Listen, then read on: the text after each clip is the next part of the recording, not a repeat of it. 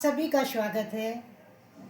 एक माँ आप सारे संसार के लिए खूब ढेर सारी प्रार्थना करती हूँ और सारे जहाँ के लिए मेरी अंदर आत्मा जो है हृदय से सबके लिए ढेर सारी दुआएं, हर घर हर परिवार के लिए, और बच्चों को भी ढेर सारी शुभकामनाएं और आशीर्वाद। आपके सारे जहाँ के बच्चे खूब फले फूले खूब अच्छे रहें। हरेले का त्यौहार आ रहा है, बच्चों को ढेर सारी दुआएं, उनकी पढ़ाई लिखाई में उनकी बुद्धि का खूब विकास हो, खूब अच्छे बच्चे बने। हर घर के हर सदस्य के मम्मी पापा को ढेर सारा आशीर्वाद, उनके दादा दादियों को खूब ढेर सारा आशीर्वाद, खूब जिए, लंबी वर्ष की उम्र हो, खूब खुशियों का आगमन उनके घर में रहे।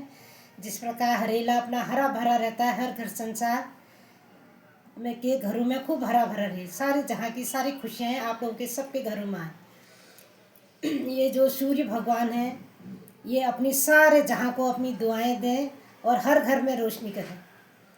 जिस घर में लोग परेशान रहते हैं, भगवान उनके घरों की सारी दुख दुविधा को जल्दी हरो और सबको सुखी संपन्न बनाओ।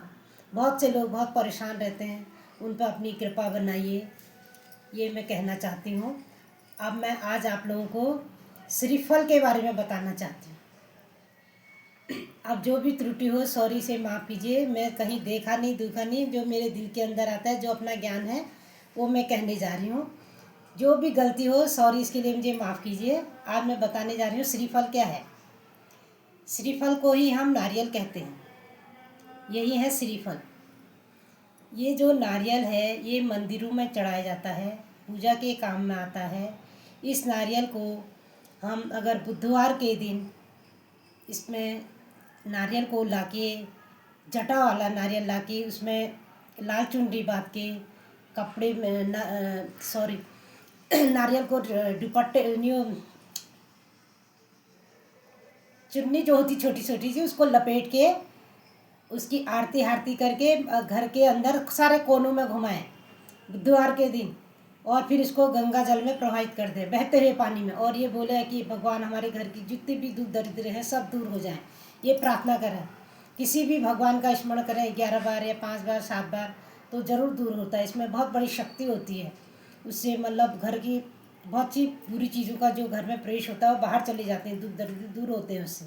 इसको ज़रूर करें, नवरात्रि के दिनों में तो खास कर करें, नहीं तो साल में 1 या 2 बार अवश्य करें। बुधवार के दिन चुन लीजिए आप, इसमें माता की बड़ी कृपा बनी रहती है। इस नारियल को सबसे पहले धरती पर कौन लाया था, जानते हैं क्या? आप लोगों को पता है ये नारियल का वृक्ष आया कहाँ से? इस नारियल को सबसे पहले धरती पे लक्ष्मी माता और विष्णु भगवान जी धरती पर लाए थे। ये नारियल का पेड़ बहुत लंबा होता है। ये केरल तमिलनाडु में सबसे ज़्यादा पाया जाता है, गोवा में पाया जाता है, और कर्नाटक में इसकी खेती की जाती है सबसे ज़्यादा। ये हमें इसके लंबे लंबे तने होते हैं और यह 100 साल तक वृक्ष ज्यों का त्यों रहता है। इसमें जो फल आता है उसका फल अगर किसी को सपने में दिख जाए तो बहुत ही शुभ और भाग्यशाली माना जाता है। हर किसी के सपने में ये फल आता नहीं है, जिसको दिख जाए तो समझो बहुत किस्मत वाला है, उसी को दिखता है फल। अगर ये फल काटते समय गुलाबी मिल जाए तो और अति शुभ संकेत होता है इसका। कभी कभी मिल जाता है ना, नारियल को काटते हैं तो गुलाबी उसमें आ जाता है, वो भी बहुत अच्छा होता है, उसमें भी माता का साक्षात निवास होता है। श्रीफल को हम औरतों को अपने हाथ से कभी नहीं काटना चाहिए,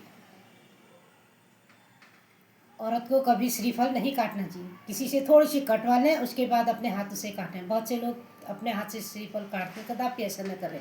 वैसा ही कद्दू है, कद्दू को भी औरतों ने कभी पूरा नहीं काटना चाहिए, किसी से थोड़ी सी क्रॉस करके तब जाके आप कद्दू को काटें। श्रीफल और कद्दू से मेल जोल है काफ़ी, उसका भी एक रहस्य है। क्यों रहस्य क्या है? रहस्य ये है, जब माँ के पेट में बच्चा होता है तो उसी तरह श्रीफल के अंदर भी एक छोटा सा फल होता है जो माँ के लिए बहुत उत्तम होता है। जिन माँओं की कोख नहीं बढ़ती है, जिनके बच्चे नहीं होते हैं, उनको श्रीफल का ये खाना चाहिए दाना। उनके लिए चुपचाप से, किसी को बताना नहीं चाहिए, उनके लिए अति उत्तम है। ये मैं बताने चाहती हूँ। ये श्रीफल से हमें कई लाभ हैं। इसका पानी पीने से हमें ताकत मिलती है, इसमें मलाई निकलती है। ये बाहर से जितना कठोर है उतना ही अंदर से नरम है। श्रीफल की मिठाई हमें बहुत अच्छी लगती है। श्रीफल से, नारियल से चटाई, खिलौने, चटाई, बहुत सी चीज़ें, सामान बनाए जाते हैं, खिलौने वगैरह। ये बहुत काम आता है। अधिकतर ये पेड़ जो होते हैं समुद्र में उगे रहते हैं। श्रीफल अपने आप में बहुत बड़ा फल है।